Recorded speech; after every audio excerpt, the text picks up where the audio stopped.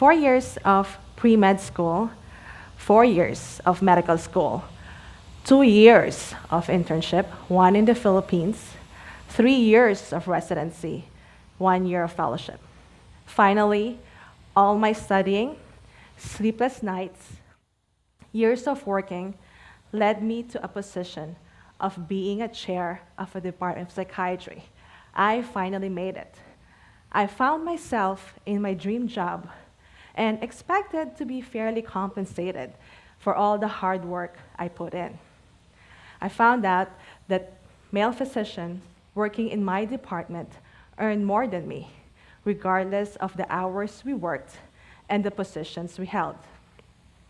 I brought this to the attention of management and even asked if one of the reasons is because I was a woman.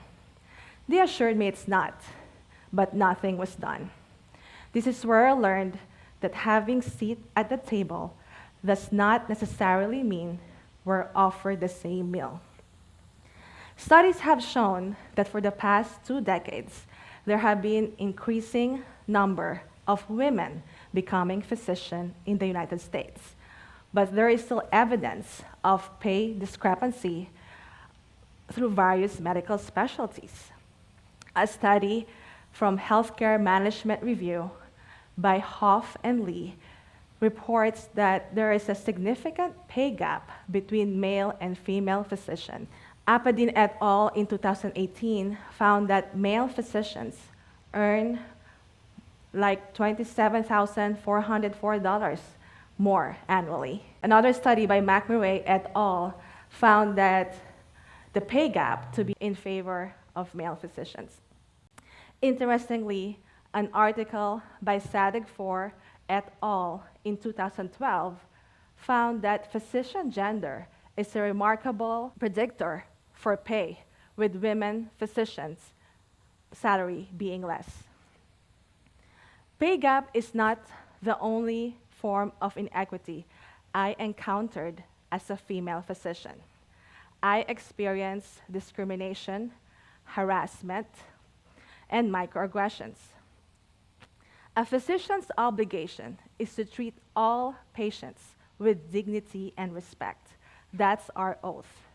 But according to a commentary at the Journal of American Medical Association, the physician's obligation to treat physician peer with dignity and respect is not being addressed.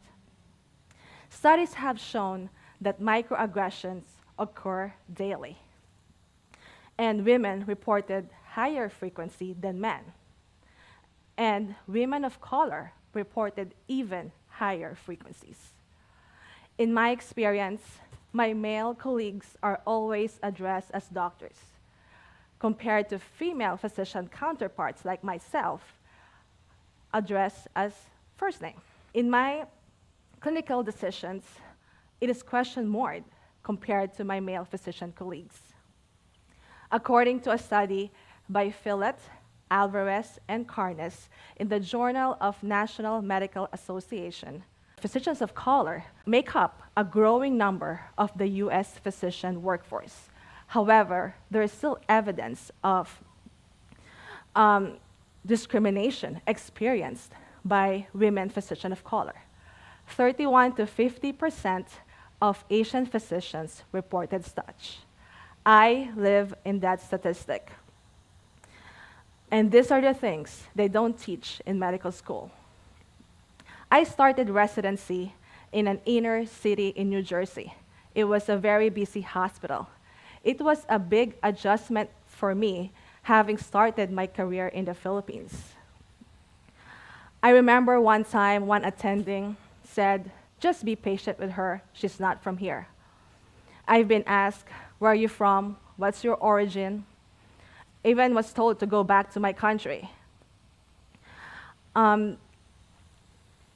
I felt bad, hearing that, but it didn't let me get me down. Instead, I work even harder and strive for more. I've been asked, "Are you Japanese, Chinese, Korean, Vietnamese?" I'm none of the above. I never heard my white colleagues being asked the same questions.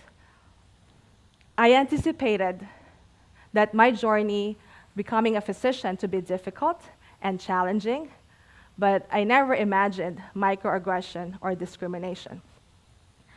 An article from the academic medicine showed high prevalence of harassment and discrimination among physicians, especially in medical training.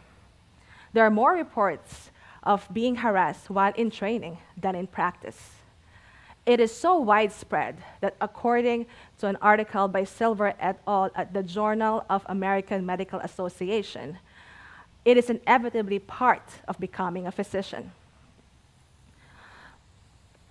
Based on the archives in internal medicine, 47.7% of women physicians reported at some point having faced gender-based harassment, and 36.9% experienced sexual harassment.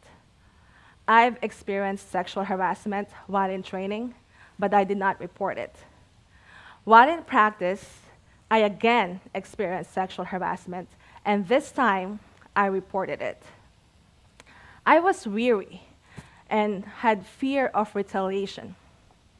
Of course, it's not a surprise I received a retaliation letter, which only exacerbated the feelings of anxiety I had from the harassment. So why am I telling you this? Based on an article on the Archives of Internal Medicine by Frank et al., harassment and discrimination may have significant physical and psychological consequences, such as depression, anxiety, anger, fear, alienation, vulnerability. Microaggression and discrimination may also result in burnout, high turnover, feeling of undervalued or insignificant. We know depression, feelings of hopelessness, worthlessness, and helplessness, which also can be experienced by physicians faced with harassment, microaggression, and discrimination. Based on this article, physicians who reported history of depression or suicide attempts were more likely to have experienced gender-based or sexual harassment. Reports also showed increasing suicide rates among U.S. women physicians compared to other U.S. women. Gender inequity and harassment amongst physicians exists, and it's prevalent. In fact, it's ruining us, but we're not talking about it nearly enough to put an end on it. In harassment and inequity, there is fear, and there is stigma around the consequences, such as depression, preventing physicians from accessing care.